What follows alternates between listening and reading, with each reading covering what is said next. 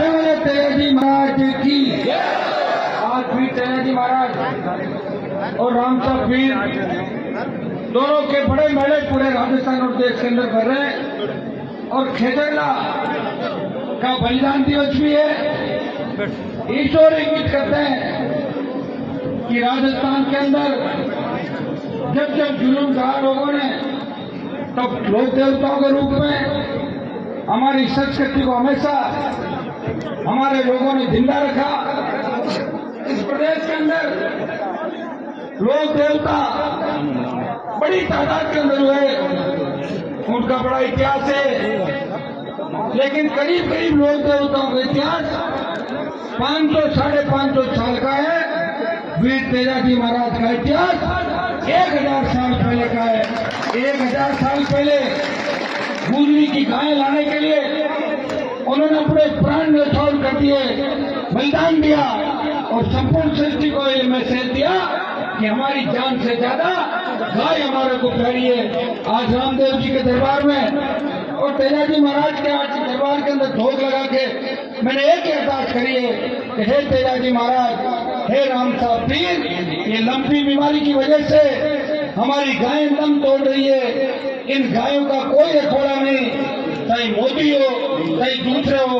Vote मांगने के नाम पे तो गाय राष्ट्रीय माता गौ माता की जय, लेकिन गाय मर रही है। तो भाजपा और कांग्रेस के नेताओं को गाय की चिंता याद नहीं आई। भाइयों, गाय की चिंता नहीं करी। कोरोना के अंदर तो लाखों लोग खत्म हो गए। आपने देखा होगा जब कोरोना का दूसरा दौर था, उसमें ऑक्सीजन सिलेंडर के अभाव के अंदर किस तरह नौजवानों ने दम तोड़ दिया। 50 लाख मौतें देश के अंदर हुई। लेकिन भाइयों, मोदी अकेला फुटबॉल खेल रहा है, सामने गोलकीपर नहीं है। गोलकीपर राहुल गांधी है जो आटे को लीटर बता रहा है, कितने लीटर आटा हुआ। जब आप अंदाज लगा लो तो भाई मोदी गोल करेगा। ये तो रही देश की बात। अभी सेमीफाइनल मुकाबला होगा 2023 के अंदर और 24 में फाइनल है। आप तो 23 की तैयारी कर लो। मैं बीकानेर जिले के जवानों के अंदर बहुत जोश है। मैंने बीकानेर में रैली करी तो 3-4 लाख की संख्या में जवान इकट्ठे हो गए। लेकिन जब वोट का मामला आया तो खुश हो गया मामला। तो फिर जोश से काम नहीं चलता। नागौर की तरफ देखो, बीकानेर नागौर में दूरी कितनी है, 100 किलोमीटर एक नहीं। वहाँ के जवानों किसानों को देखो, कोई पार्टी के चिन्ह की आवश्यकता नहीं, जिधर चाहे उधर ही अपना व्यक्ति दिखना चाहिए, उधर चले जाते। ये ताकत बीकानेर जिले का अंदर। बीकानेर जिला कोई कमजोर जिला नहीं है। बीकानेर का बड़ा इतिहास है। बीकानेर के हमारे किसानों ने बीकानेर की सत्ता पे उनका राज था, कब्जा था, लेकिन त्याग समर्पण करके और सत्ता दूसरों को दे दी। बीकानेर के लोगों ने बड़ी मजबूती बीकानेर कर। दुर्भाग्य की बात है, जहाँ मैं खड़ा हूँ कुकड़िया बेरा से पीने के पानी से लेके सिंचाई के पानी से लेकर ये व्यवस्था 50 साल पहले की होती। हमारा नागौर भी पीछे रहा, जोधपुर पीछे रहा और पूरे राजस्थान को हमारे नेताओं ने हमेशा धोखा दिया। पहले अंग्रेजों का राज, अकाल का साया, जागीरदारों का शोषण और उसके बाद नेताओं का धोखा। और जब कुछ ठीक होने लगे तो हमारी सीटों की रिजर्व कर दिया जगह जगह। अरे भाइयों, रिजर्वेशन होना चाहिए। मैं रिजर्वेशन का विरोधी नहीं हूँ, लेकिन रिजर्वेशन एमएलए एमपी का ऐसे होना चाहिए चक्रीय प्रणाली से। एक बार अगर बीकानेर हो गई तो दूसरी बार दूसरी होनी चाहिए, तीसरी बार तीसरी होनी चाहिए, तब जाके आम आदमी को राजनीति करने का मजा आएगा। ये तो व्यवस्था खत्म हो रही है देश के अंदर, कोई धनी दौरी नहीं। लोकतंत्र का भद्दा मजाक है। 50-60 करोड़ लोग तो नरेगा और दूसरे कामों से अपना पेट पाल रहे हैं। कहाँ मजबूती भारत के अंदर बताओ मुझे। गांव के अंदर बात कर लें, 1 लाख रुपए चाहिए रुपये गाँव में, कितने लोगों को घर पे लाख रुपए रोकड़ा मिलेगा बताओ।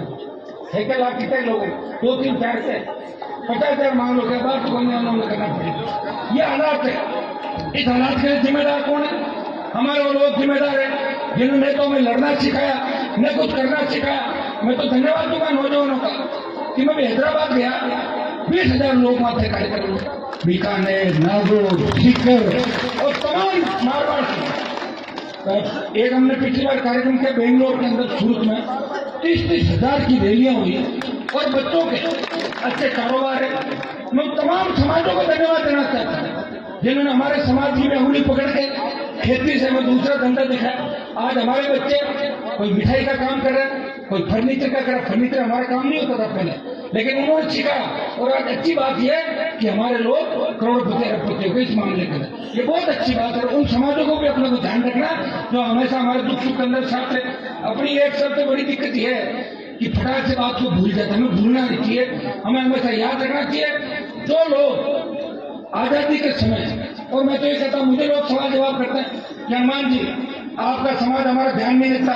मैंने कहा भाई समाज तो पूरा ध्यान रखता है। समाज के नेता हो सकता है वो आपका ध्यान नहीं रखता है, क्योंकि उन्होंने जब हमारे समाज का ही ध्यान नहीं रखा तो आपका कहाँ से रखेंगे। हमारे समाज को धोखा दिया, निश्चित रूप से दिया होगा सबको। लेकिन मैं ऐसा व्यक्ति नहीं हूँ।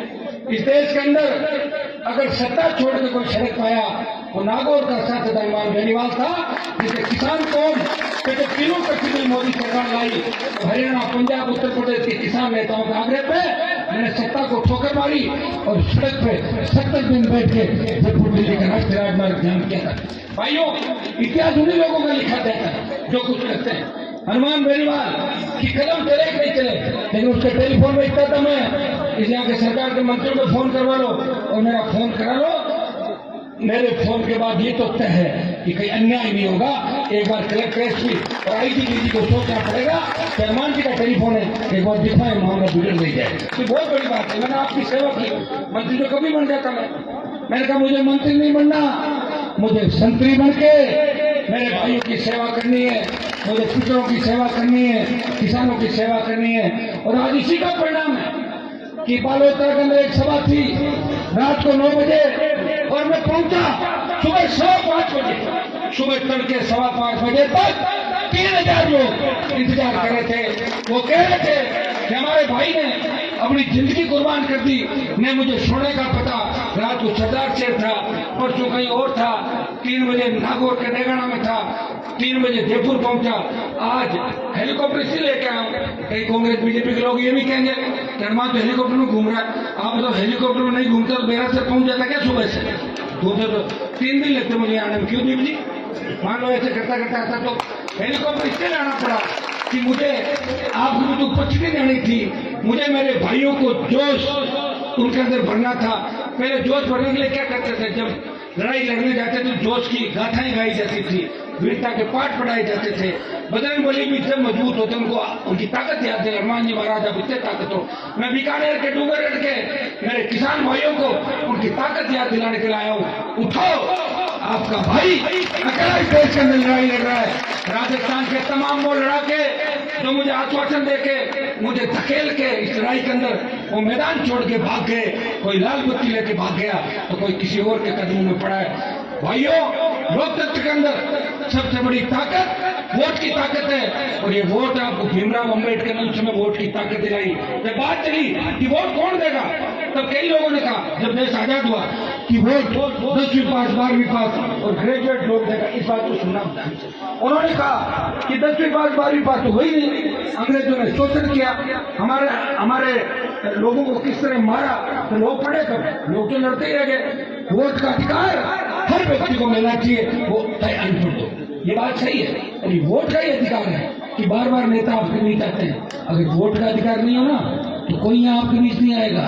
सब लोग इस वोट के खातिर ही गांव गलियों के अंदर घूमते हैं। और मैंने तो एक काम आपके लिए सबसे अच्छा ये किया, जब मैं नहीं आया था मजबूती से तब नेता नहीं आते थे, और जैसे ही मैं आया सारे नेता निकल पड़े गाँव के अंदर बिना कार्ड। कहीं जगह ऐसी हालत है कि शादियों का कार्ड नहीं दो। मेरे क्यों सर में नेता चला गया, उधर मैं चला गया। मैंने लड़कों का मैंने कहा ये क्या कर दिया तुमने, किसको बुला लिया? बोले हमने तो नहीं बोला, अपना आप आ गए। बोले क्यों आया यार? ऐसे निकल रहा बात है। तो बोले ये स्थिति वहां हो गई लोगों की कि भाई आप तो देखो नहीं दिखा कौन जाओ, उनको ये पता नहीं जाते वहीं जब बुलाया जाता है, नहीं बुलाए वहां तो वहां जाते हैं। आज मानो बेरासर में आया और 10 आदमी आप कह दो कि साहब पास में कोई प्रोग्राम चल दो, आपके आग्रह पे मैं जा सकता हूँ, वो आपका आग्रह हो। एक मन पड़े जाए चल दो तो मन पड़े जाए चले तो हालात क्या हो गए आप देखा प्रदेश देश के अंदर। भाइयों, अभी आपको मुझे भी चूंकि जल्दी है, फिर हेलीकॉप्टर उड़ेगा नहीं, मुझे जाना है। तो एक ही संदेश आपको दूंगा, डूंगरगढ़ नोखा का इलाका मजबूत है, डूंगरगढ़ मजबूत है।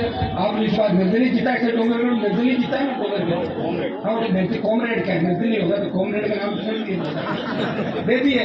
कोई आदमी मेहनत कर रहा था, वैसे कांग्रेस क्या विचारधारा, मुझे मतलब क्या है कांग्रेस मैं किस चीज कर सकती? चीन और रशिया की बात मत करो, हिंदुस्तान के अंदर रहो, हिंदुस्तान की बात करो।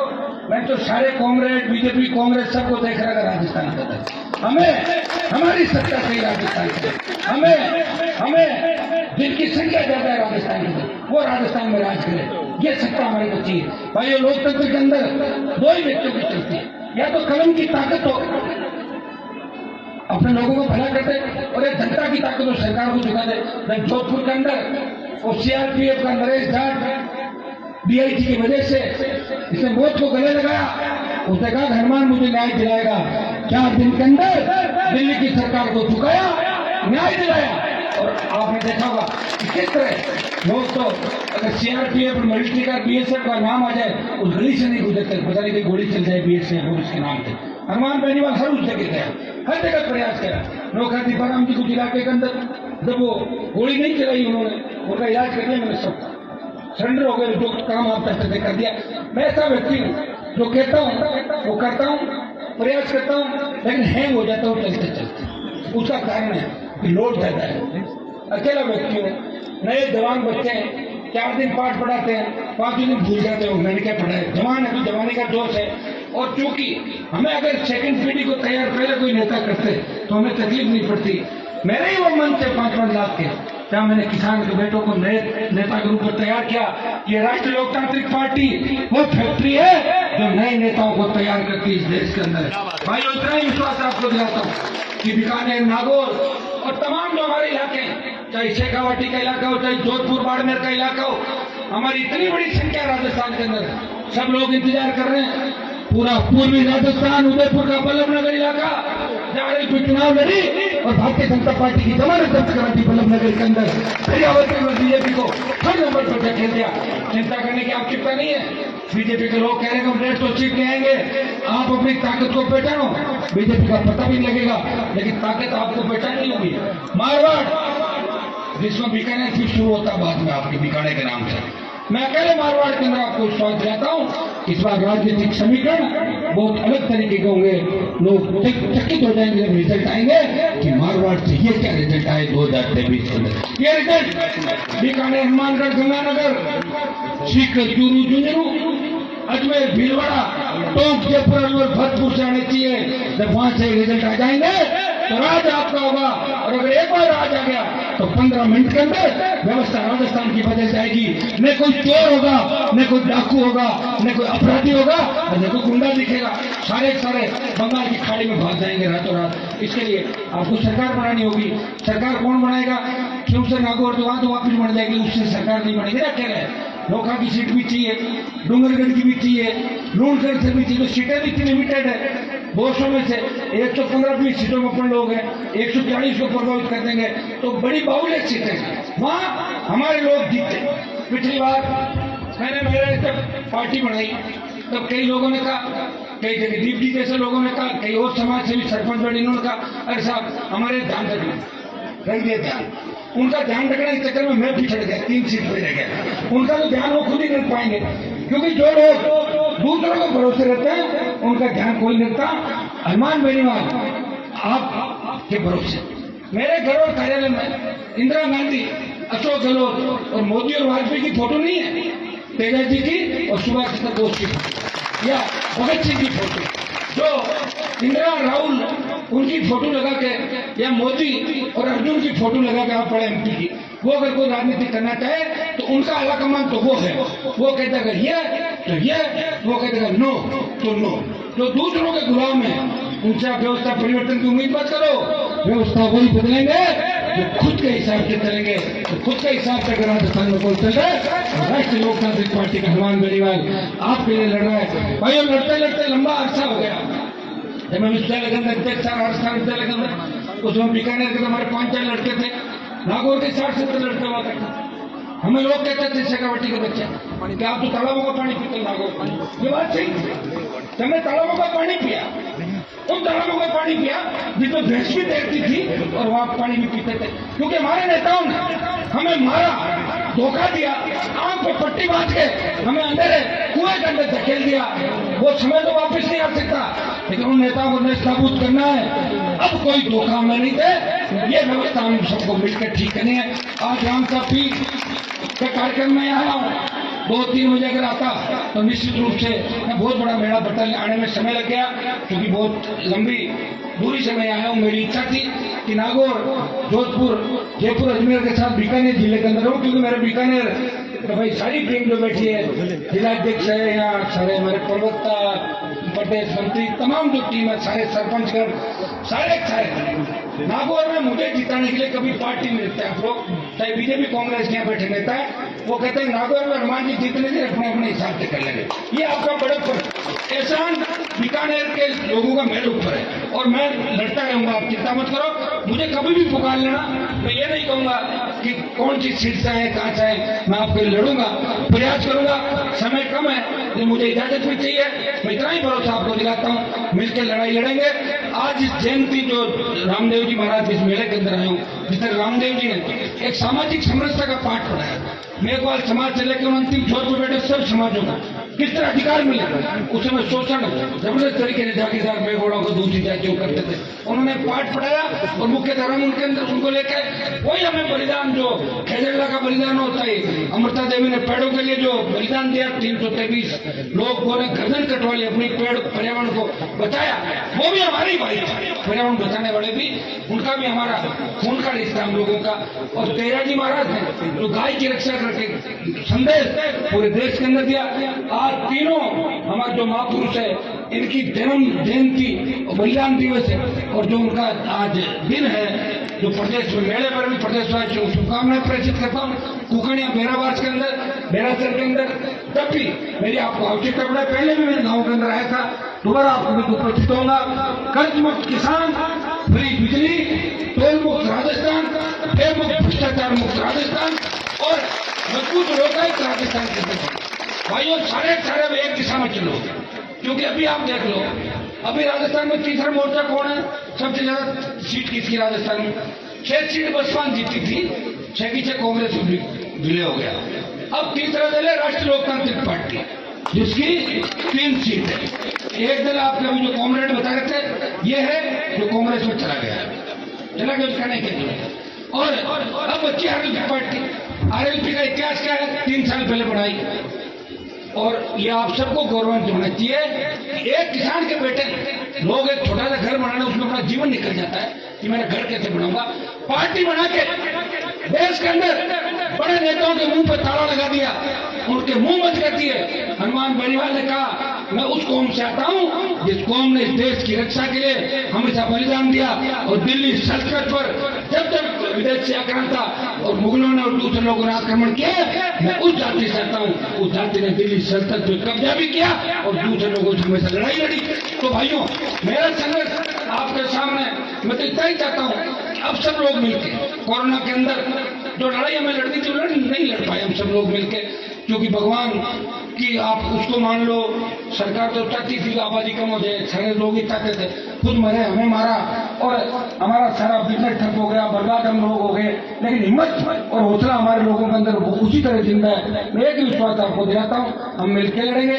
अग्निपथ जिसके अंदर हमारी फौज को ठेके में दे दिया, उस लड़ाई को भी अगर कोई देश के अंदर लड़ रहा है, वो एक ही सांसद है, नागौर का सांसद है, जो अग्निपथ योजना को वापिस करवाने के लिए, अग्निवीर की बात करने वाली इस बीजेपी को ये कहने के लिए कि आपकी सोच के पीछे रेजिमेंटों को खत्म करने की सोच है।